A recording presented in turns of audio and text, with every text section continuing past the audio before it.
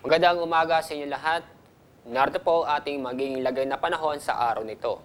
At ayon sa ating latest image galing sa Himawari, na may mga kaulapan dito sa malaking bahagi ng Luzon, ganun din sa Mindanao. At makakapal ng ulap dito sa Mindanao, ito yung mga thunderstorm. Patuloy na nakakaapekto ang amihan dito sa Northern at Central Luzon, kung saan ay asahan po natin ng malamig na panahon po doon.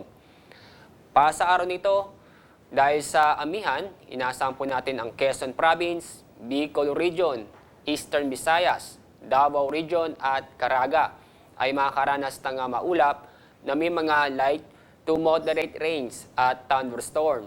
Samantala ang Aurora, Cordillera at Cagayan Valley ay makakaranas pa rin ng maulap na may mga mahinang pag-ulan.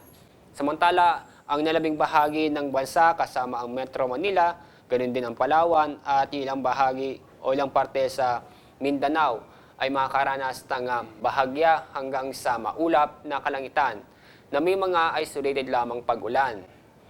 Dahil sa epekto ng amihan, meron pa rin tayong gale warning kung saan inaasahan pa rin natin na maalon hanggang sa napakaalon. Kaya delikado pong pumalaot ang ating mga kababayan. Ang mga naapektuhan nito, ito yung buong seaboard ng Northern Luzon, Eastern seaboard ng Central Luzon, Eastern and Southern seaboard ng Southern Luzon.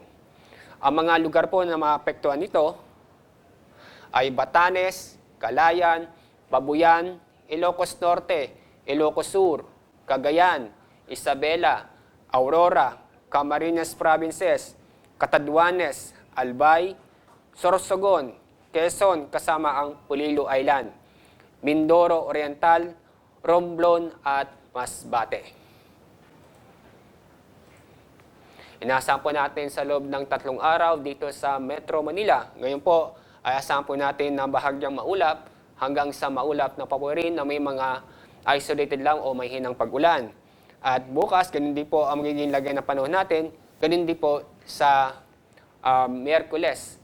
At kung saan ngayon ay malakas po ang amihan, pero bukas, ganun din sa araw ng Miyerkules, asahan po natin na hihina ang epekto ng amihan dito sa Metro Manila. Pero inyong makikita ang agwat ng temperatura ay malamig pa rin ang panahon, kung saan ay ang pinamataas na temperatura ay aabot hanggang 30 degrees Celsius. Sa Baguio City ay asahan pa rin natin na mayroong mahinang pag-ulan at bahagyang iinit ang panahon, kung saan ay magpapakita ang sikat ng araw at may mga isolated na mahinang pag-ulan. Ang agwat ng temperatura ay maglalaro mula 14 hanggang 24 degrees Celsius. Sa Metro Cebu ay sa loob ng 3 araw ay maganda ang panahon at bahagya pong maulap hanggang sa maulap na kalangitan na may mga isolated mga pag-ulan. At yung makikita na agwat ng temperatura ay pareho lang po sa loob ng 3 araw mula 25 hanggang 31 degrees Celsius. Sa Davao ay ngayon po ay halos buong araw ay maulap po tayo at may mga pag-ulan. Pero pagdating ng Martes, bukas po, ang ganun din sa Miyerkules, ay bahagyang unti-unting gaganda ang panahon, kung saan ay isolated lamang mga pag-ulan.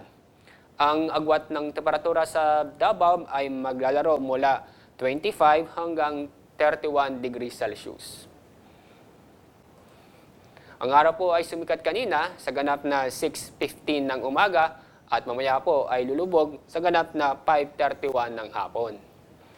Mula sa Pag-asa Weather Forecasting Section, ako po si Alzardi Aurelio.